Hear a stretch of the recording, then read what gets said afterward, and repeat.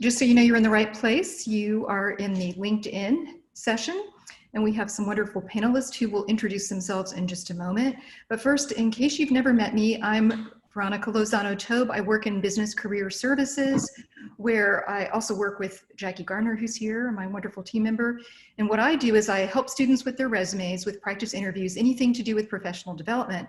But I also get to work with wonderful employers like our panelists and help connect students to great job and internship opportunities. So if I get to know you, chances are good I'm gonna help you find that perfect fit. So if you haven't come to see us in Business Career Services, please take advantage of this great opportunity you have to get some coaching on your soft skills and make those connections with employers. And the next thing I want to tell you is how we're going to structure this session. We will let the employers and panelists introduce themselves, and then we will spend about 20-ish minutes on questions that I will ask them. And then you all, students, will have a chance to ask them all your burning questions about LinkedIn and anything related to that. If you will put your questions in the chat, what we've been doing and seems to work well is when we get to that segment, the Q&A segment, which is the second half, we will call on you. I might ask Jackie to do that if she's up for it, and we'll call on you in order and you'll have a chance to ask your question. We will try to get to all of them. If we don't, we're recording this session, which means we'll have those questions in the chat and we can find a way to ask those questions to employers over email and get you the answers that you need. So without further ado, let me move to our next slide. And I'll let you all employers introduce yourselves. And if you don't mind doing it in order of the slide, that might be the easiest thing. Okay, so that will put me first. I'm Laura McMahan. I work for Haynes Companies. I'm the Human Resources Manager here. We are in industrial textiles. We use textiles in industries such as automotive, packaging, furniture, bedding, geosynthetics, erosion control, the retail industry. We're a distributor, we're a converter. We are all over North America. We have 50 locations in North America with 2 corporate headquarters here in Winston-Salem, North Carolina, and in Conover, North Carolina. We are owned by a company called Leggett & Platt, who is a S&P 500 company based out of Carthage, Missouri. They are a global company. And as I said, I'm here here in Winston. I've been here for 8 years and in human resources for 4 of those 8.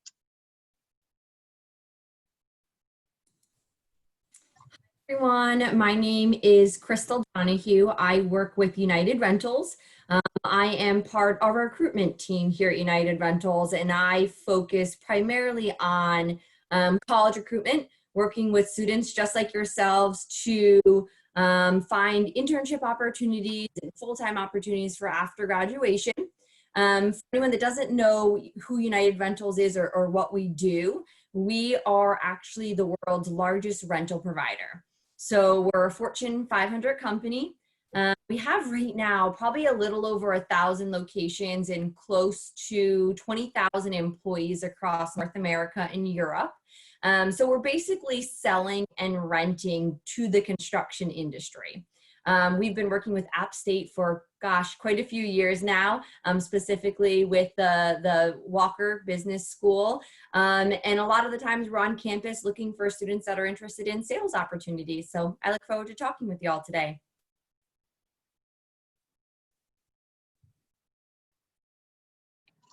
Veronica, you are muted. Sorry about that. Let's jump to you, Sarah, because I don't think Stephen is here yet. Stephen, if you are, speak up. Okay, I'll take my turn. I'm Sarah Luffman.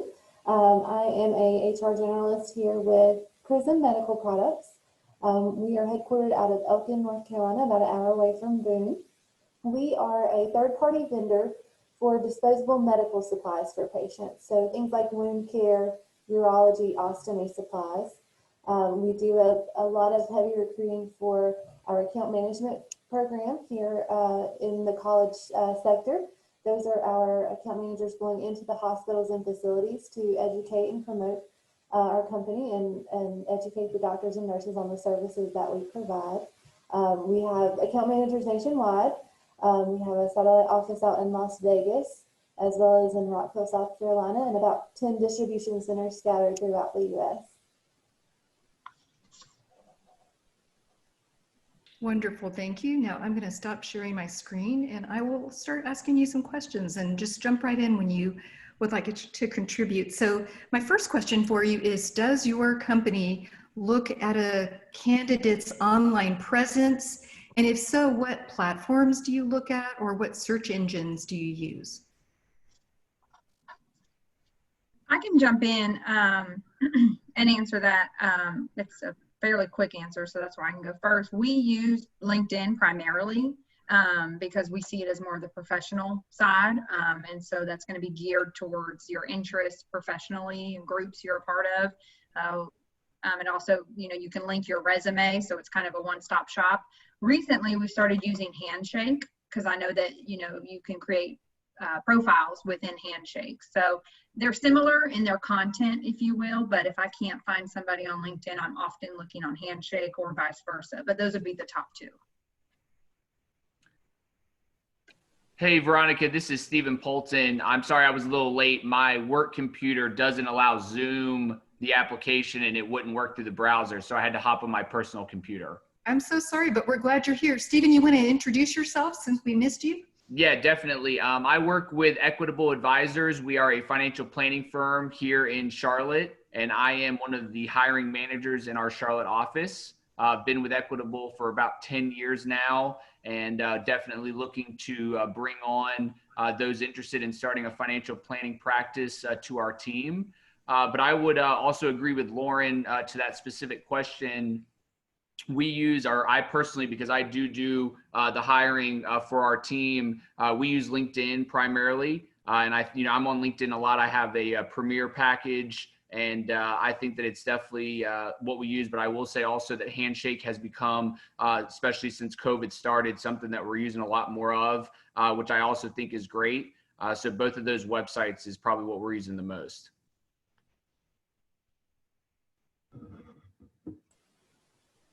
I would agree with both Lauren and Stephen.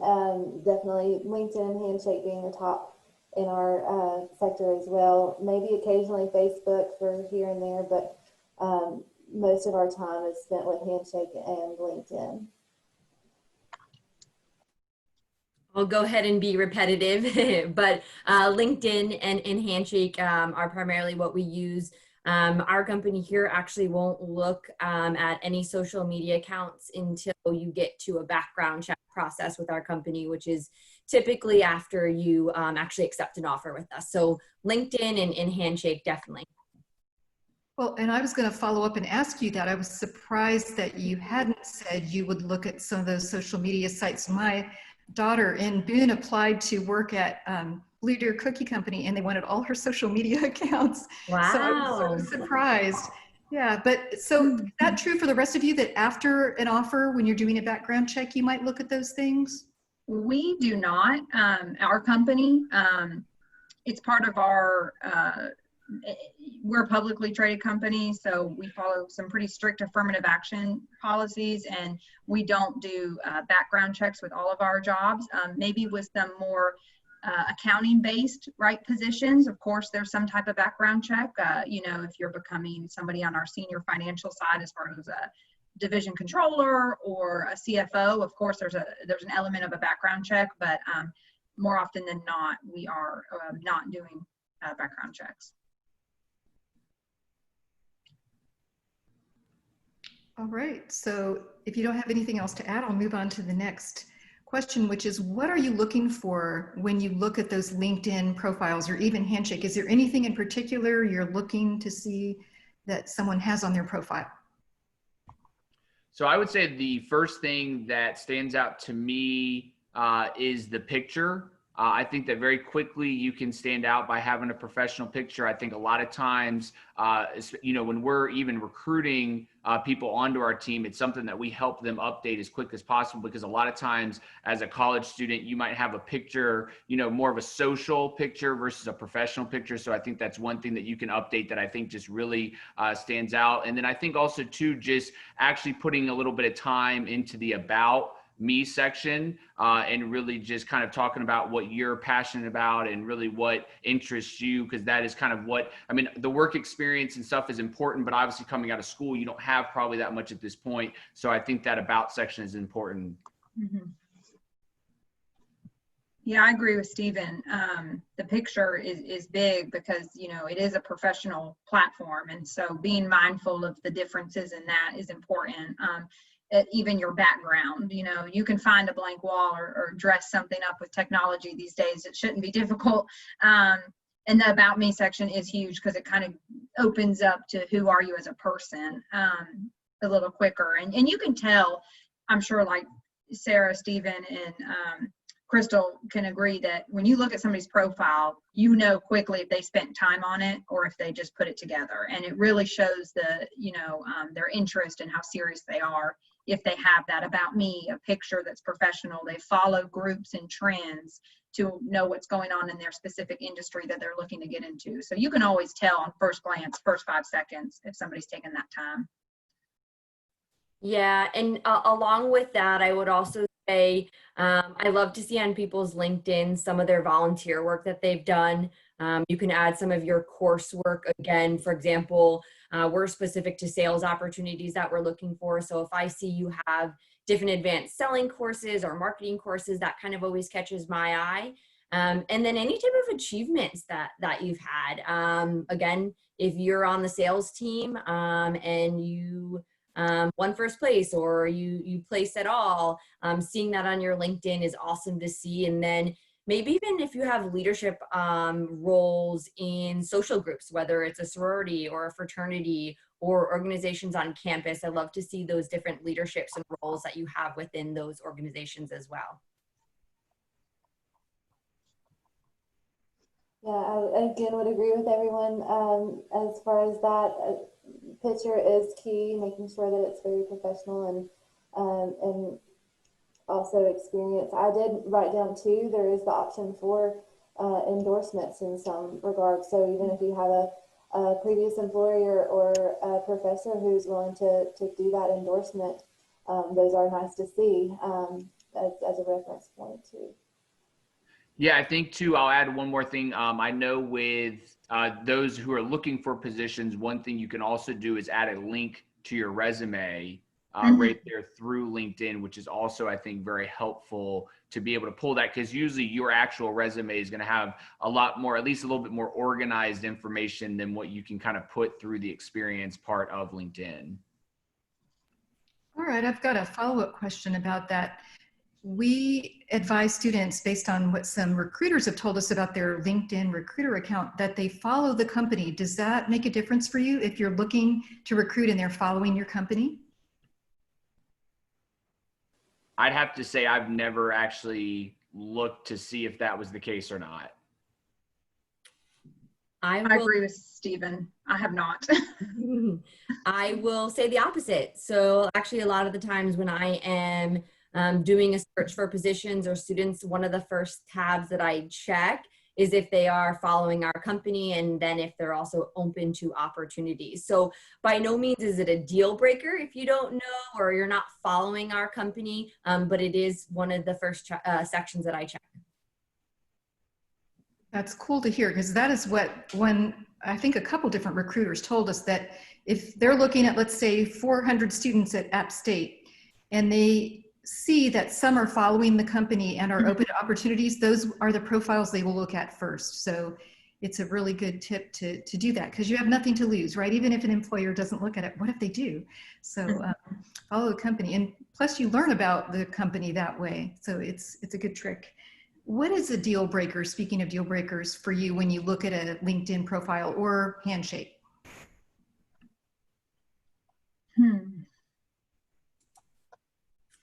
Well, I think kind of going back to what we were talking about last time, I think if I go onto a LinkedIn profile and there's no picture at all, I don't know if I'd call it a deal breaker, but I think that kind of is, kind of like what Lauren was saying, you can very quickly tell whether someone has taken the time to put any effort into their LinkedIn page. And I think that's always the first, because even if someone isn't trying to, even put a lot of effort in, they usually have some sort of picture that they have up there. But other than that, I was reading that question earlier. I don't know if I've ever gone to a LinkedIn page and like seen something and been like, oh no, that's a deal breaker. I mean, other than maybe just not having the work experience that we're looking for, but usually with college students, I don't run into that too often. Yeah, I agree with Stephen. It's hard from my perspective when I'm looking at qualifying who's the best fit for us, to find a deal breaker without talking to the person. You know, I'm a big believer in everyone has a story. And so I wouldn't say there's necessarily a deal breaker that necessarily would, I would say, oh, next, unless I'm looking for a specific job and they have no work experience, internship. You know, if I'm looking at somebody in my, you know, accounting group and their major was Russian literature, well, then of course that might be a deal breaker, right? Because they have no relevant experience or skill set that would probably qualify them for my accounting team. But as far as just a one-off deal breaker, I don't think I have a hard and fast one either. I feel just like a broken record sometimes here because I'm agreeing with everything too. We don't really necessarily have one deal breaker. Of course, the professional picture is key, and blanks. I mean, misspelled words. I mean, it is kind of like a resume too. So if there's misspelled words, that might be a turn off. But other than that, nothing.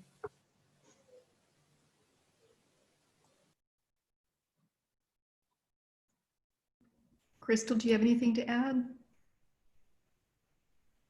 No, I would have said the same thing everybody else. I think that one's a pretty short answer on that one. Yeah, so maybe we'll start with you because we're sort of inadvertently going in order, which means like by the time we get to you guys, everything's been said. So Krystal, do you let candidates know if LinkedIn has influenced their candidacy in a positive or a negative way? Yeah, so I do, giving some of that feedback maybe at the end of an interview, especially if a candidate asks for it. I think that's part of the learning process, right? Especially when we're talking with college students just like yourself.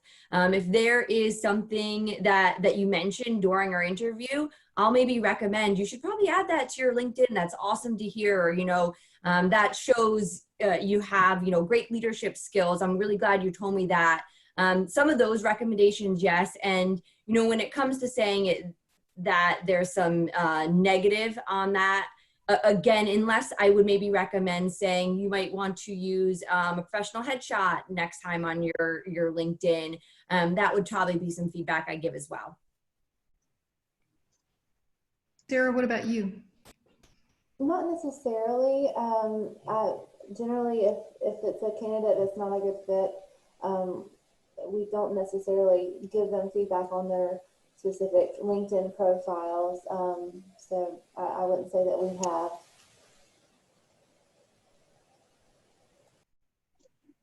So I would just say it depends for us. If we go far down the tracks with somebody and they come in, especially to interview with a group of our team members, we typically would give more feedback depending on how far down they go. If it's somebody that I'm on my LinkedIn recruiter page and I come across them and maybe we do, I put them in my pile, but then we decide not to go with them, I probably wouldn't give that feedback because I haven't gone that deep with them yet. But if I'm having a conversation to Krystal's point and I hear their story and I pick up on something that I think would be good for them long term, well then, you know, of course I want to help somebody down the you know, in their journey. So I would give the feedback in that sense as well. Yeah, I mean, I would say this is, I mean, I haven't, it's not something that I usually do, but now, you know, this conversation, I mean, I guess because it probably would help the candidates, it's something that I might start doing. I think once we do hire somebody, we then help them improve their LinkedIn at that point. But I've never thought to say to somebody who doesn't, you know, who we don't move forward with, you know, hey, you might want to consider this or consider that. But, you know, I can see how that would be helpful for sure. Great. So students, I'm going to ask one more question and then it's going to be time for your questions. So if you will start putting them in that chat box, that would be wonderful because right now I don't see any questions. And I know you've got to have things you want to ask these wonderful employers. Remember, you're getting some inside information here, so this is your chance. So my last question for you all before we go to that Q&A section is, do you want students to connect to you before and or after an interview? How do you feel about that? I love that. I think that shows that they are interested, and it shows face with the name. I'm always looking at them first, so I have their face, but it shows that they're engaged and they want to learn more about the company or my story.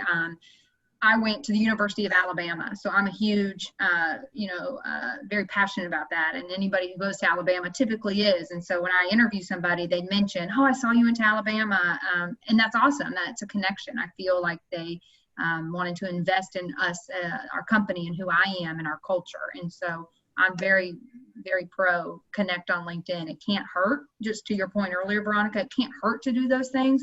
And it's always good to grow your network, because in a year or two, I might be looking at my network to fill another position that maybe you weren't necessarily a good fit for what I was looking at today, but in the future you might be something. So it's always good, I think, to connect.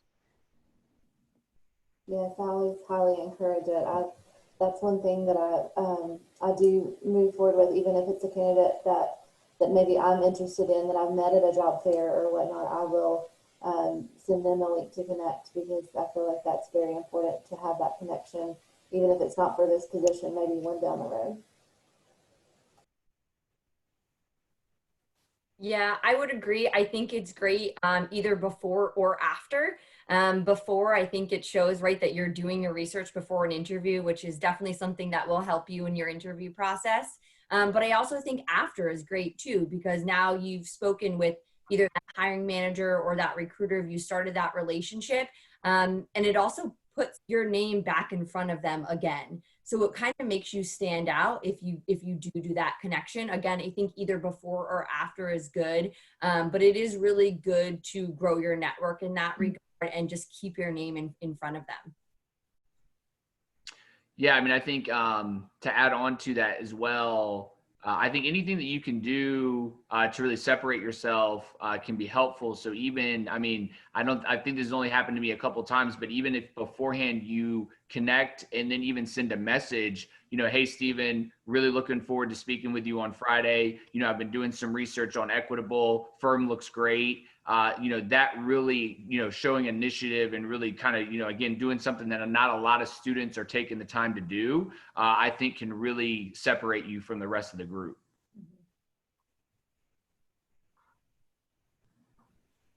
That's great. And I'm a little surprised because I know that Lauren mentioned in another panel that she likes it when students connect, but I've also heard employers say the opposite, that if you reach out to me, I'm not going to connect to you.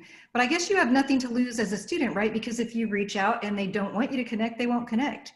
But if that's a good thing, then you're right. It could be the thing that sets you apart from other candidates. So I think you, again, have nothing to lose by trying to put yourself out there and show that you really are interested and that you care and that you've done your research.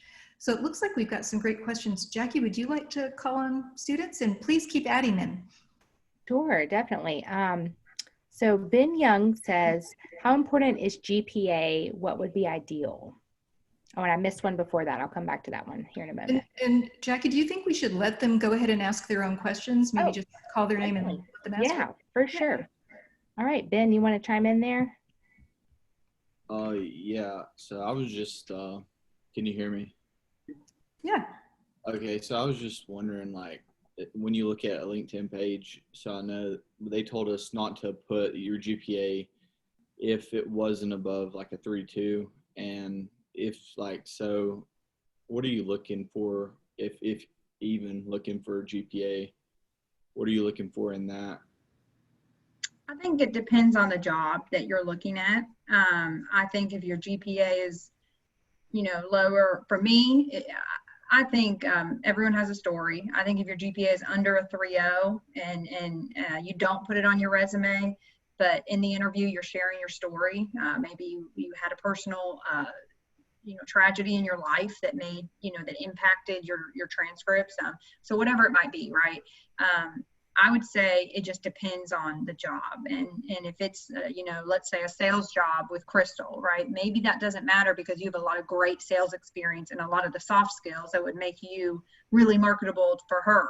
If I have an opening on my accounting team, that's looking at the strategic planning and forecasting, then somebody with a 2.5 with no experience on the analytical forecasting side probably wouldn't be a good fit. So I think it really just depends on the job and what you want. And if you want to share your story, then yeah, maybe don't put it on there, but be prepared to be asked. Because if I don't see it, I always ask. Okay. And I'll follow up because Lauren is exactly right. We do not look at GPAs at all in our company. So whether you have it on there or not, it's not something that we dig into or we take into consideration. Thank you. Same here with Prism. We don't look at them either. It's just kind of more of your experience and your education and your majors is what we look for. Yep, I would agree. I think, I mean, yeah, I don't even know. I don't need, other than maybe being on their resume, I can't even remember seeing a GPA on a LinkedIn profile. So I think, you know, kind of like, I think Lauren maybe said it. I mean, we're always willing to at least set up a phone interview and hear from somebody. And I mean, I think just from personal experience, I mean, I have a lot of friends who maybe they didn't have the greatest GPA in college, but that doesn't mean they're still not good people and not haven't become successful. So I think the GPA, I mean, again, certain, you know, I'm probably more like Krystal in the fact that a lot of ours is sales. So, I mean, maybe something like obviously going into a medical field or something is going to be a little bit more important what your GPA is. But with our career, it's definitely more personality and passion that we're looking for. Thank you, guys. You're welcome. Another question that we had from Brady. Brady, do you want to step up here and ask your question? Yeah, sure. I can elaborate a little bit because I think this might go a little bit off subject. But in my experience, LinkedIn has been kind of used as to just kind of connect to people that are inside of my field and potential employers, and all of the actual applications I have been doing have been primarily through Handshake, and I really like that platform. How much do you guys use LinkedIn to actually recruit and send applications, or do you use something like Handshake and then the application will say apply through LinkedIn? That's primarily what I've been coming across. I'll go ahead and jump in if we want first. So, and that's a good question, Brady. My company here, we use both LinkedIn and Handshake a lot. If we have positions posted on LinkedIn, they're most likely posted on Handshake as well. But when you go to apply in either of those places, when you click that link, it's going to bring you back to our career site. So ultimately, we are directing all candidates back to our career site, no matter where you're doing your initial click. And that's kind of for a couple reasons. It's great that we can use these platforms like LinkedIn and Handshake to get our opportunities out there in front of students just like yourself. But we want to get you back to our career site so you can learn not just about our position, but our company, our culture, other opportunities that we have. We want you to learn about our whole company, not just that role. So everything that we post is going to bring you right back to our career site. But you could start it anywhere, right? It doesn't matter where you start the application. It's just going to redirect you to our career site.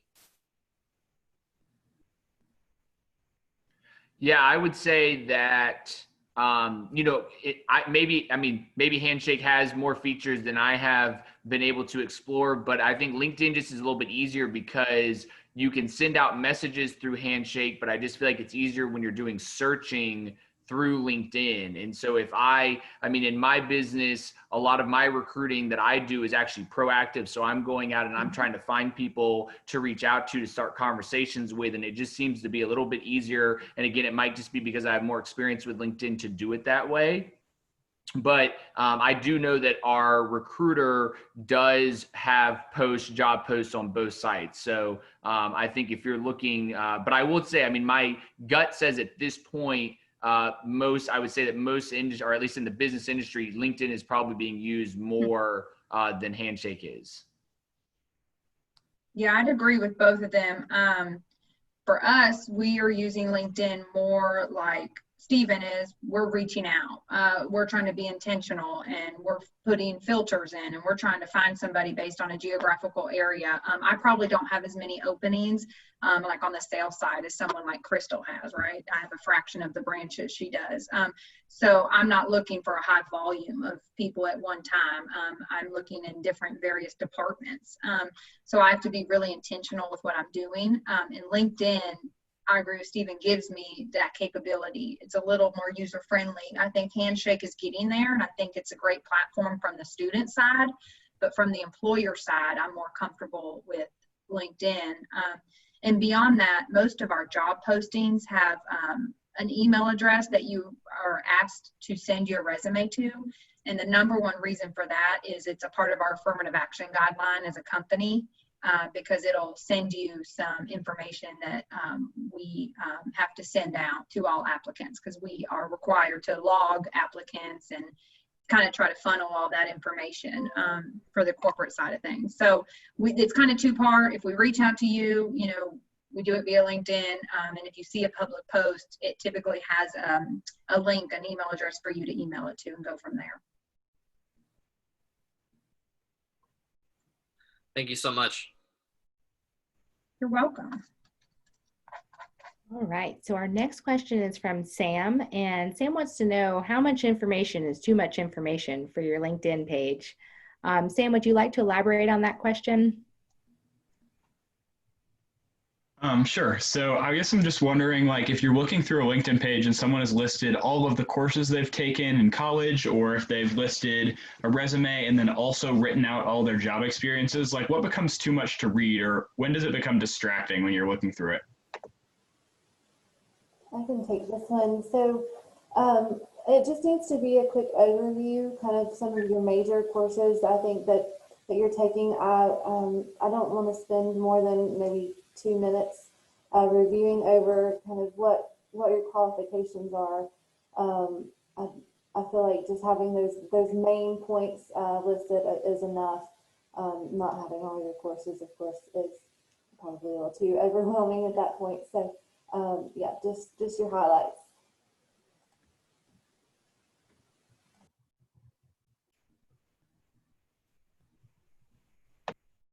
I would agree. Yeah, I agree. Awesome. All right, and for this next question, I'm going to hand it over to Callie, and she is going to go ahead here. Okay, so I had a couple, which Sam kind of took one for me, or we kind of had the same question, which was how can we refrain from adding information to our LinkedIn that's unnecessary or distracting? So I think that kind of falls along the same lines of what you guys had already spoke on. So I'll just go ahead and ask my other one. But I said, what are some specific aspects that you look for when you're looking at candidates on LinkedIn, and what makes a candidate's LinkedIn stand out? I think that goes back to what we were talking about with what are we looking at. The picture helps you stand out. You know, it shows that you have that professional development. You're trying to put your best foot forward. The About Me section, you know, that stands out. Being intentional with the groups that you're following, you know, like Krystal said, are you following the group that you're applying for, the company, and stuff like that. So, you know, to what Sarah said, keep it brief, keep it, you know, concise, but also, you know, try to put some relevant information about you, because this is the first message, right? You're not meeting me, so I need to see who you are on a piece of paper, if you will. I hope that answers your question, Callie. It does, thank you. And I would say I agree. The About Me, if you think about the About Me portion for a second, put yourself almost in a recruiter's shoe, right? When they're looking at LinkedIn's, the first thing they're going to look at is your About Me, and we're going to want to know what you're looking for, right? Callie, are you looking for sales opportunities, or are you looking for accounting opportunities, right? By making that announced, what you're looking for is going to help us reach out to the right people, right? Because as recruiters, we also don't want to be reaching out to people that don't want to hear from us, right? So we can only see what information is out there. So the About Me portion is really great. And I'll say this again, this is maybe a personal preference, but I love to see the kind of volunteer work and achievement that you've had in social groups as well. I think that is something that makes something that's unique to you, so it makes you stand out as a candidate. Thank you. Yeah, and I'm not sure if there's any finance majors looking to get into financial planning, and I'm sure that this could apply to other careers as well, but I do know that there are some licenses that are required to get into our career that you can take. Again, for those of you that know, like the SIE exam is something that you can take as a college student, and then you can put that on your LinkedIn page, which I think is always an indicator that someone, again, is serious about the career and has already taken that next step. And so any kind of, kind of what, like Krystal was saying, any kind of achievement, any kind of license, anything that, that you can put on there to separate yourself, I think would be great. Mm-hmm.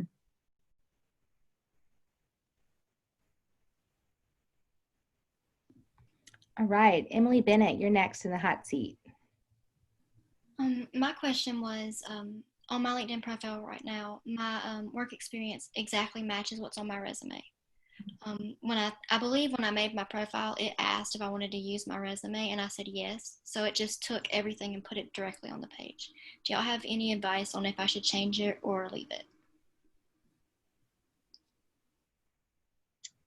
I think you could, it just depends. Is the format, is it readable? Does it come across? The resume is something that is maybe a little bit more novel. You can get a little, not too wordy, right? But that's where you can put your bullets. And LinkedIn, did the format transfer properly? Is it hard to understand?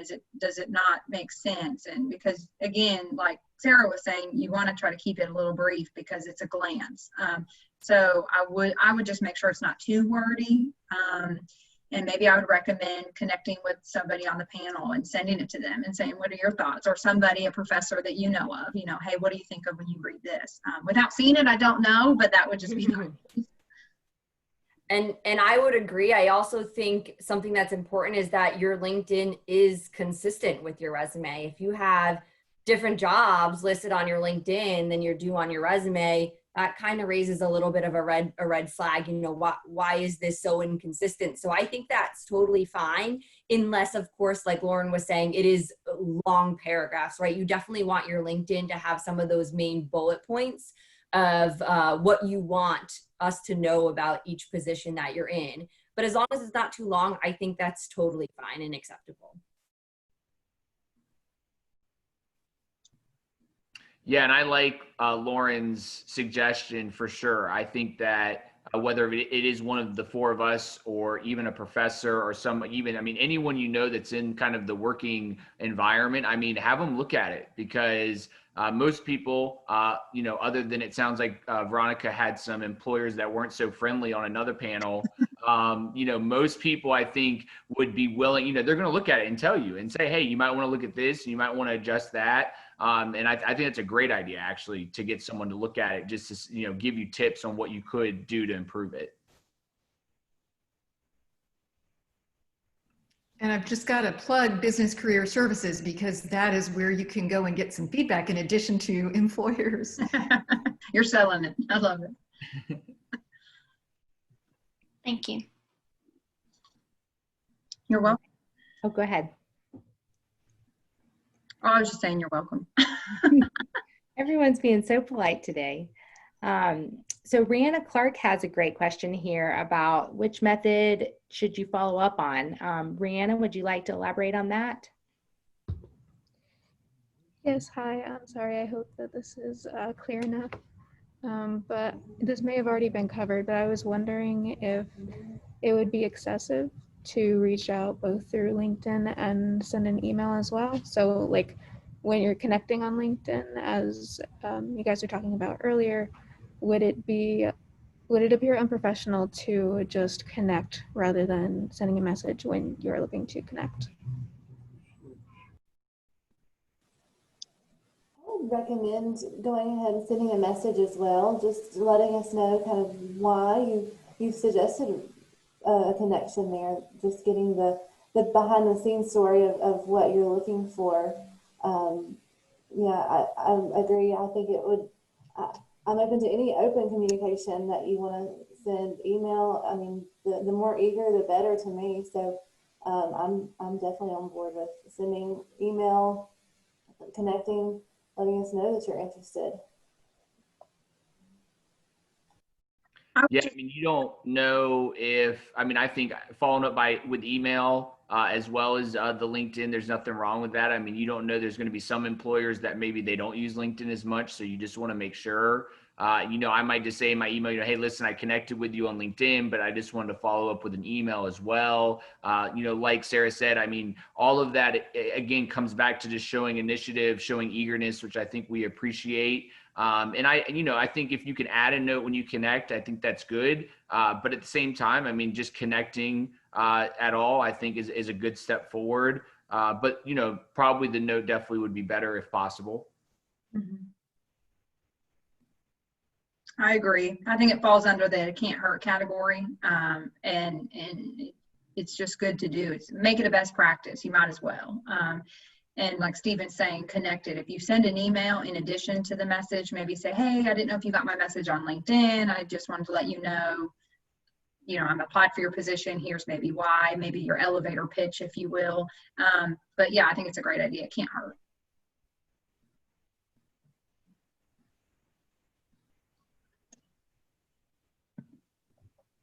And Sam's got a little bit of a follow-up question to that. Sam, would you like to go ahead and take the lead on that? Sure. So this kind of piggybacks, but I've been told by a former professor that a lot of recruiters will not accept a LinkedIn Connect request if it doesn't have a message with it. Can anyone speak to if that's true? It's not true for me. Not true for me either. I think everyone's shaking their head. Yeah, not true for me either. I mean, I may look at your profile before hitting accept or whatnot, but no, I would say bring it on. And unless we have any more student questions, I do have one small one. How important are recommendations and or skills on a LinkedIn profile? I think they're good. I think it falls kind of under the deal breaker. It's not a deal breaker if they're not there. It just adds more content. I think like Krystal was saying, add anything you can, like that volunteer experience, that social, the social clubs you're a member of, intramural sports, shape who you are. And I think that those endorsements or skills add to that, fuller picture. It adds color to the page, if you will. And so I think that it can provide content if they apply into the job that you want to do. Of course, if you have more sales skills and more interpersonal endorsements from, a former boss or manager or professor, then of course that would bode well for a sales job. So I just think be mindful of what they are to make sure that they line up with what your career objectives are. Yeah, I would agree. I don't think they're a deal breaker. If you have them there, that's awesome. It's more for us to see. But if you don't have any there, it's not something I go out and seek out on a LinkedIn profile. Yeah, I would agree. Same. Yeah, I like to see them, but it's not a necessary deal breaker.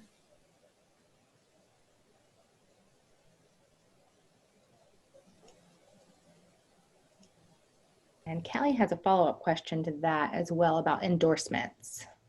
Yeah, I know that you guys briefly touched on it, but just if you were to have a certain amount of skills within your LinkedIn profile, how important is it for each one to be endorsed? And if it's not endorsed, does that change anything? I wouldn't be too concerned. I don't think that's something that we're looking for. Or at least I'm not looking for. So I wouldn't worry that if you have a skill that's not endorsed, that's going to be looked upon poorly or, not taken seriously. Yeah, I agree with Stephen. I think that falls under you're a new professional category. I don't expect you to have every skill endorsed. I mean, I've been in the game for almost 10 years and I don't think all my skills are endorsed. So I certainly wouldn't look at somebody who's just graduating and entering in the workforce to have all of these skills perfected and endorsed. So Callie, I would say personally for me, say no, that is okay. Thank you. You're welcome. So I think we're about at the end of our time here. And first I want to thank the students for showing up this is a very strange time, and the fact that you're adapting and you're willing to sort of be a part of this strange virtual world with us says a lot about you and your adaptability and your ability to like get that job or internship and move into the future, whatever that looks like. And to the employers, thank you so much for donating your time and providing this inside information. To students, I hope that next time we meet, we're in person so we can give you a huge round of applause. We really appreciate what you do for us. And students, if you have not already signed up for sessions with these wonderful people, you have a chance to meet one-on-one for 10 minutes with all of these reps. So this is your chance, make an impression, go out there tomorrow to the career fair and wow everybody. Hey, Veronica, if you don't mind, I'd like to just add one thing, just as something considering the environment that we're in. And this isn't to say this event at all, it mattered, but I will add just as a tip, if you are attending events like this and it is at all possible, I do think the more you can have your video on, it's kind of like having the picture on LinkedIn. I think that can be very important. It can really help you stand out among the group. So I just think it might not be something you're thinking about. And I know you might be in a situation where you can't, but just something I might just pass down to you is if you can have your camera on, I think that can be extremely important when you're in a group session. That's great advice. Nice. All right, well, thank you everybody. We will see you tomorrow at the career fair. And again, we appreciate all that you do. Bye. Thank you, Veronica. Thank you. Thank you.